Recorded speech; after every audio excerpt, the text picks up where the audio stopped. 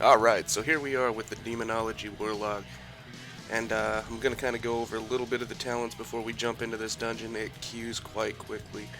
We took Demonic Calling, which basically, Shadow Bolt has a 20% chance to make your next call Dreadstalkers completely free, so it helps out quite a bit. Improved Dreadstalkers just brings 2 imps along with your Dreadstalkers. Shadow Fury, we all know that one. Power Trip, they kind of changed it. Demonic Empowerment now has a 50% chance to end up returning a shard. Burning Rush, same as it's always been. Speed for health. Grimoire Supremacy is now that stupid talent where Doomguard and Infernal are permanent pets. Sucks. Didn't realize that right now. And then I went with Demon Bolt, which Demon Bolt is basically Shadow Bolt. But you end up getting, for each demon that you've got out, it increases its power by 30%, stacks really well. I don't know if it's going to be the best come the end, but it's alpha and I decided to play with it, so. Now you'll see we're starting to get into the Vault of Wardens. This place is by far a very, very nice. Looks good. Bosses are awesome. There was only one that seemed a little too undertuned right now. Again, this is alpha, this is normal. You can see the tank was a little bit on the board side. He gets a little over cocky and actually pulls 2 groups and wipes us. So fun for that. You'll see that coming up real soon.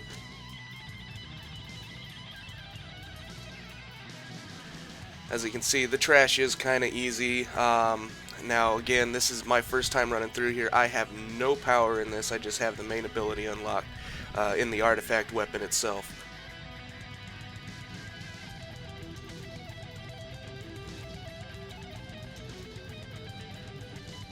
As you can see, Tank thought this was a good idea. He pulled a bunch of them. Yeah, it's great. Well, he's going to do the same thing, and we're going to only end up with 5 of them, and he's going to get wrecked, and you'll see us running back in just a few seconds.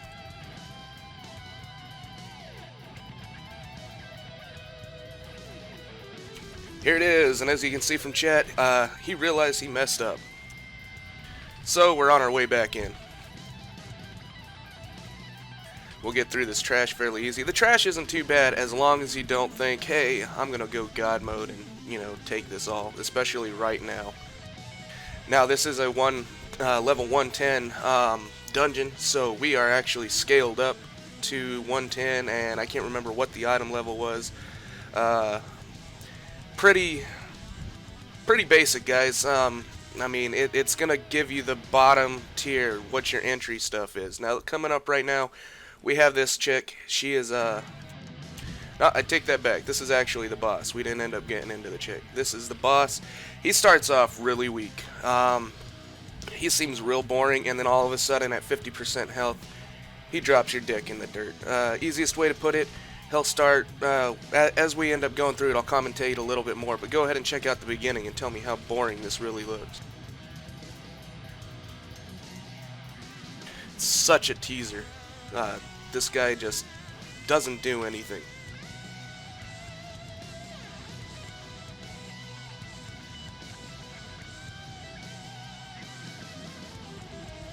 As you can see, Tank's not really taking much damage. He does hit a little hard. Does his dark strikes. You want to end up interrupting that. Now again, we had to boot a guy that was AFK and not even in the instance, so we're only 4-manning this right now. So he does take a little while, and we did wipe once because of that, again, after 50%, you want to burn this guy as hard as possible. If you don't interrupt his dark strikes, he just basically hits the tank and knocks him back a little bit from what I understand. I didn't really look into it too much. I was kind of trying to get a first-person view on it. This was my first time in this dungeon, and I really wasn't trying to get too involved in the actual mechanics. I was trying to get more into what I could see was happening, not what was supposed to happen.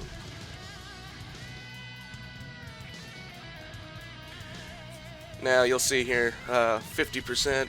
Okay, he's doing Furious Blast. That just does a little AoE or something. I don't know. We never actually let it go off, so that was the best part about it. When he gets a 50%, here we go. He's going to be throwing his blades out, and between his blades is going to cause a slicer line that we've seen a few times before, not too often. So just You don't want to get hit by this. This thing hurts. It hurts really bad. He's also going to do this fell mortar that you're seeing. He's going to toss out these little mortar holes. Now, before in previous builds, he would actually end up bringing out adds from each one of those too. And this boss was by far ridiculously hard because of this. You couldn't get it done. Not in a pug group, at least.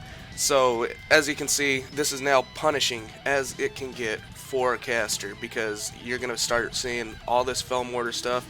The slicer line seems to follow you no matter where you go, and I just didn't... It was good. It really was a good fight, but the beginning part makes you think, okay, this is going to be nothing, and then all of a sudden, boom, and if your healer's not ready for it, if everyone's not ready for it, you're going to wipe. Big time. So that's about it. You'll also see he'll smack the tank every now and then, and he'll do a huge chunk of health out. But other than that, it's just avoid the slicer line, avoid the fires from the fell mortars, and make sure the tank stays alive. Healers, make sure you're staying close enough to him too.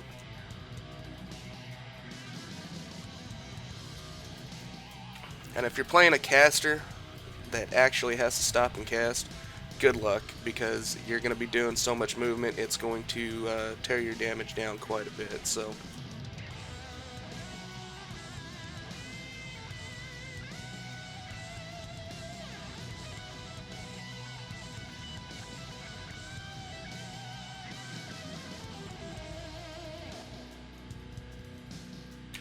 he also gets a shield up there, and I'm not sure if we can end up if you've got a shaman or somebody that can actually, or a mage, to where they can spell steal it or purge it. I'm not sure if that's going to be a possibility yet. I didn't see a way of actually interrupting it, so that's something we need to end up looking into also later on, is that, because I do know that I'm not sure if it's a damage deal to where you got to do so much damage before it comes off, but that's something you might want to look into if you've got a mage or a shaman that's running this.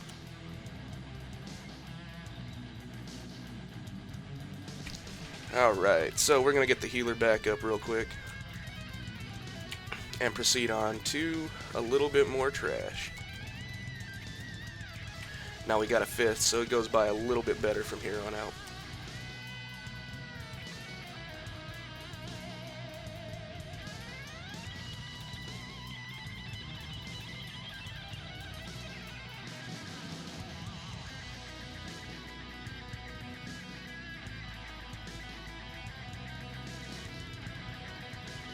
Now this model is by far one of the ugliest I've seen. It's interesting. It's kind of got a little mini boss implementation to it, you know, avoid stuff. And the elevator boss is back. It's winning. People will never learn. And this is the second boss. This is Inquisitor Tormentium, or Tormentorum, or whatever. Either way, we had one deal where this reset, and this is going to be our actual kill video footage. It seems like it's still bugging out. When he does his teleport, if your tank or whoever has aggro on him is standing on the elevator, it will still bug out. So hopefully they end up getting that fixed. If not, it's going to be a pain for some people. What this guy's going to do is basic tank and spank here. He does a little drain soul thing on everybody in the group. You want to interrupt that. From here, you'll end up seeing it's really nothing, but he's getting, yes, he's sap soul. That's what it's called. Now he's teleporting. Now what he'll do is he'll teleport to one of 4 of these chambers that are in the corners of this room. When he teleports to these chambers, he's going to release them, and as you can see, you've got Shalings here. The other one that we end up getting are like the old god influenced. And you just want to burn down the ads before you continue on them, because each one of these is going to do something different. One of these guys, I think, puts a puddle underneath you that, you know, causes ticking damage, and it just does a lot. They do like a drain health deal, and it's no fun. So just burn down, basic concept of any boss, burn down the ads, and then go after the boss.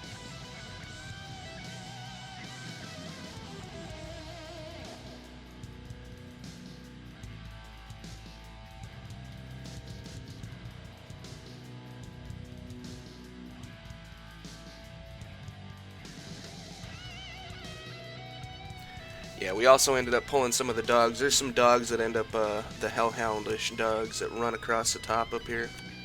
You're going to want to make sure that you either clear them out, especially in like a heroic or not. I'm not sure how their heroic or challenge modes will work, but you're either going to want to do that or stay back so you don't get knocked back into them. Alright, so we're going to the second cell. This is going to be like the old god influence creatures, kind of like in, oh shit, Endicata. Can't even remember it, it was that bad. So, Dragon Soul. You've got the one guy off to the right here. He should have somebody on him to interrupt him because he's doing a lot of Shadow Crash stuff, doing some major damage, and then focus down the big guy because he not only does a knockback, but he hits the tank pretty hard. At least he did in previous builds. It doesn't look like he's doing too much right now, so we'll see how that one pans out. Again, this is alpha, this is also normal, and from here, all we're going to do is just finish off the boss.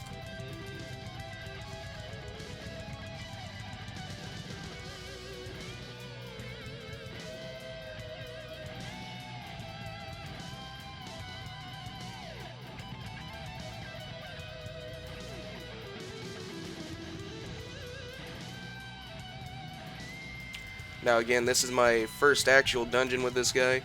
It's also just after I got the artifact weapon. That thing just got released. As you can see, the skull floating right there.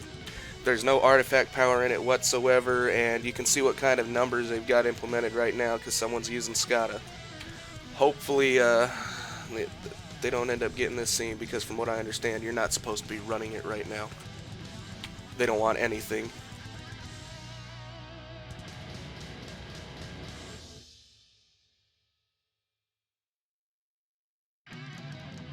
Alright, so back on a little more trash. It's pretty simple. You're just going to end up killing this one group, basically. Nothing special on this trash, just burn it down, nuke it, and then we'll head on to the next boss.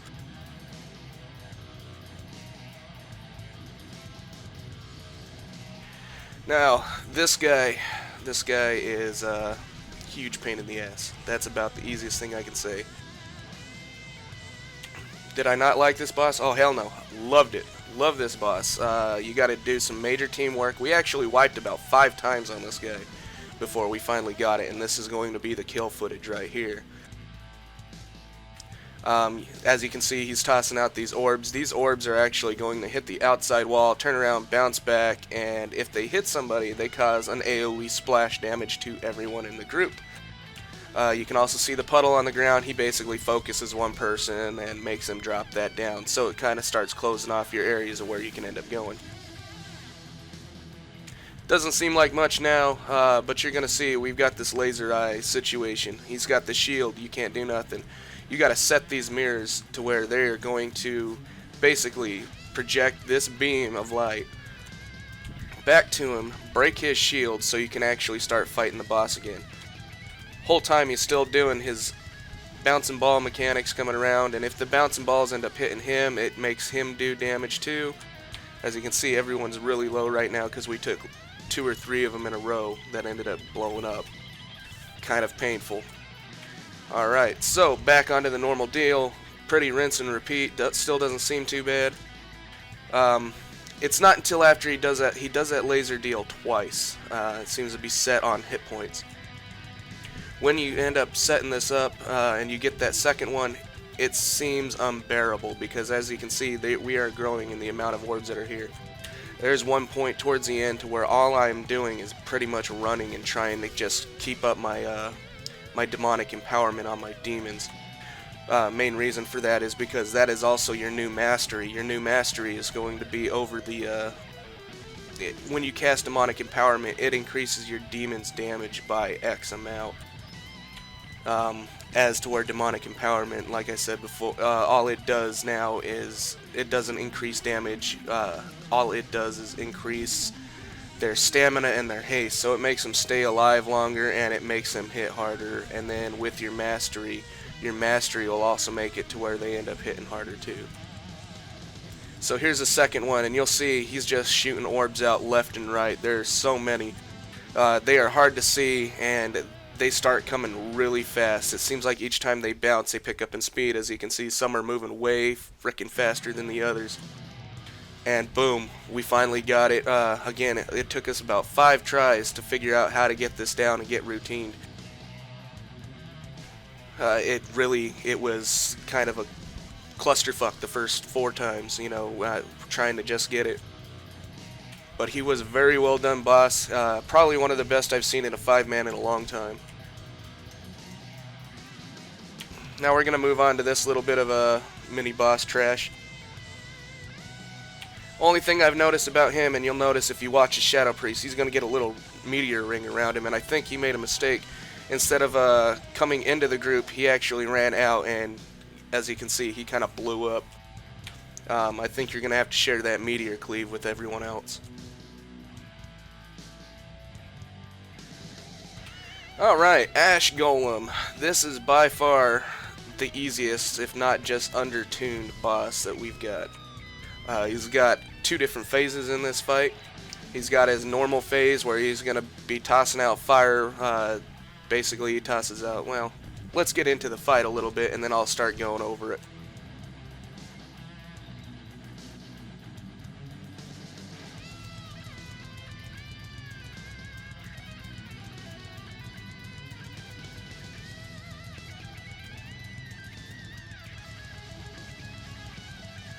As you can see, we're kind of getting set up here a little bit, so waiting on the Shadow Priest to get back, and we're going to start engaging here real quick. Now again, this guy is by far, he's the easiest. We actually killed him in 1 shot.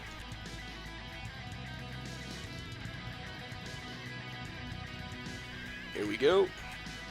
Now he's going to end up hitting the tank. I didn't see any knockbacks or anything. As you can see, he throws that meteor over and it creates a little volcano.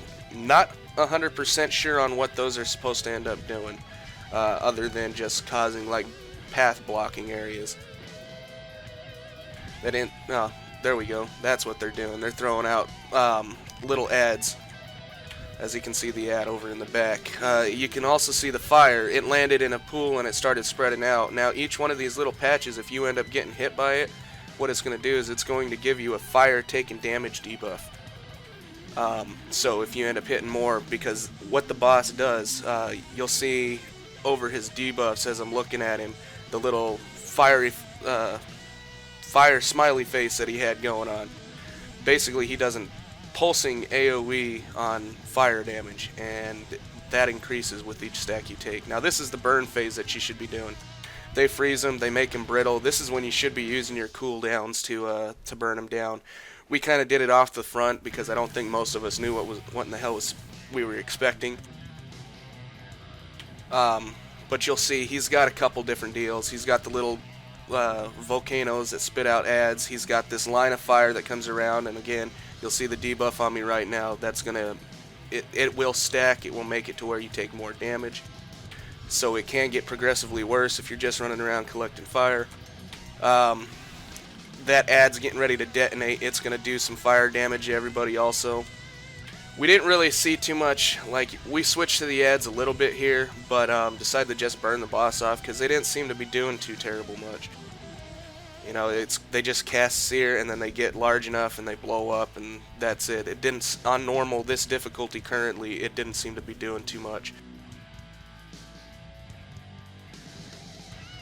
See, we try and kill this one and it detonates anyway, so just swap over, kill the boss, call it good.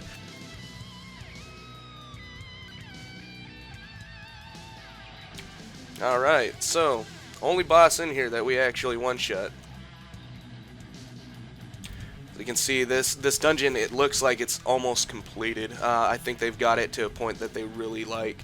They might do a little bit of tuning because again the Beholder was really tough for a 5-man normal boss, but you never know. I really did enjoy that boss, even though it was normal. I just don't know what they're gonna do on heroic to make it any harder. Now this area is a huge pain in the ass. It's mainly because this orb, the Eye of Azuna or Ashar or Elune, that's what it is, the Eye of Elune. kill me later for you know, my bad history lessons or lore or whatever. But you can see each time you end up grabbing it, it just seems to want to pop away, and I don't know if that's a bug. You'll see us talking about it a little later, trying to figure it out. But you're supposed to toss it in the location, and people end up seeing the ads, and you can end up killing them. But if it didn't stay there, you couldn't end up doing nothing with the ads, and you can see it just completely disappears right there. We had to go to another location, pick up another one, and start killing these off. Because you can do nothing when these guys are after you. I don't think even the tanks can block against them because of it. So it becomes pretty harsh. But the hardest part was trying to get this Eye of Elune to actually work and, you know, make it to where you can see what the hell you're supposed to be hitting. And it took us forever to get through here because it just was not working correctly.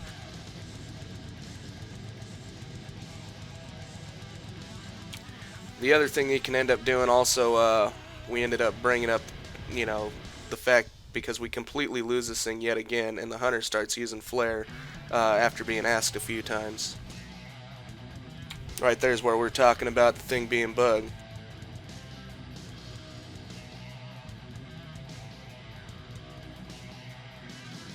And boom, there's flare. Flare does work still. I don't know if that's going to change or what's going on with it, but we'll find out soon. If that's the case, that is going to be by far the most OP thing. Hunters are going to be needed for this dungeon on challenge modes. That's all there is to it.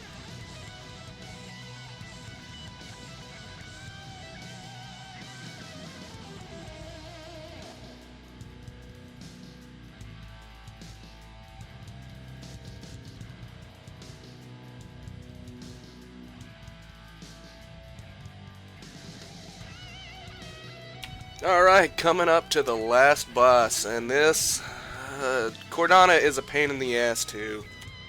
All the bosses in here are a pain in the ass except for Ash Golem.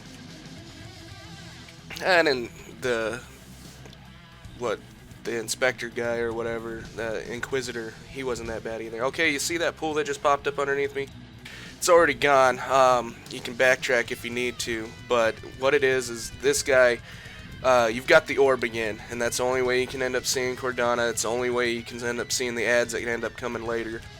And these pools that are down here, you got to use the light from the orb to clear the pools. If not, they will take up this whole entire area. They don't care. We had that situation a few times to where we were ducked in a corner, didn't know what to do with it, but you actually have to end up using the light, either throw it in the middle of the pool so it starts sucking it back in, or you have to just basically gung-ho it and run in, but it does a lot of taking damage. You'll see Cordana has her shield on right now, and basically you got to end up finding the ad that's going to be in one of these corners. The only way you know is every few seconds it throws a one of the glaives. It's going to throw one of its little glaives out, or whatever the hell that weapon is, and you can end up seeing which corner it's at, and you got to reveal it with the light and kill it. Otherwise she gets the shield. And when she has a shield, she takes no damage, and it messes you up because there doesn't seem to be a good set timing on it either. We also found out in a couple of our other attempts that you can have multiples of these guys up, and if that's the case, you're just going to wipe. You got to stay on top of it. It's just like you got to stay on top of the puddles that are out. She does do a little knockback, so your tanks are going to want to try and keep her more towards the middle. We had a few times also where the tank got knocked off. Now, you don't automatically die when that happens. You do end up getting carried back up to the top. I didn't jump off myself to find out for sure. But she loses complete aggro. So if the tank goes off, she's going to run around and just beat the hell out of everybody else. As you can see, her timing on that shield's just wonderful. I end up using my big cooldown from the weapon. The artifact weapon. I end up taking care of a lot of different things right before she does it. Getting my imps out, getting them empowered, and then boom, shield. And they don't swap targets. So it's kind of rough on this one.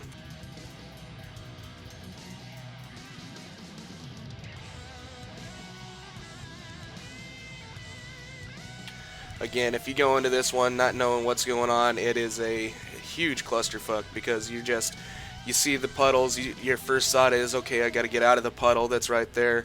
but you actually want to have the person that's got the light take care of it. You're going to have issues whenever you're pugging this, especially towards the beginning, where you're going to have that one person that's like derp derp, they're going to hold on to the orb, and everyone's going to die because of them.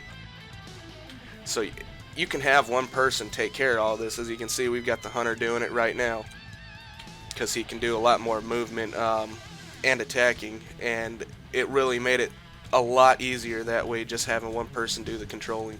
But if you get one person that picks that thing up and they have no idea, good luck, buddy, you're gonna die. And we're completely done now. This is the dungeon. I really appreciate it. Thanks guys for watching. I hope you had a blast, and if you did, go ahead and smack that like button. Thank you very much.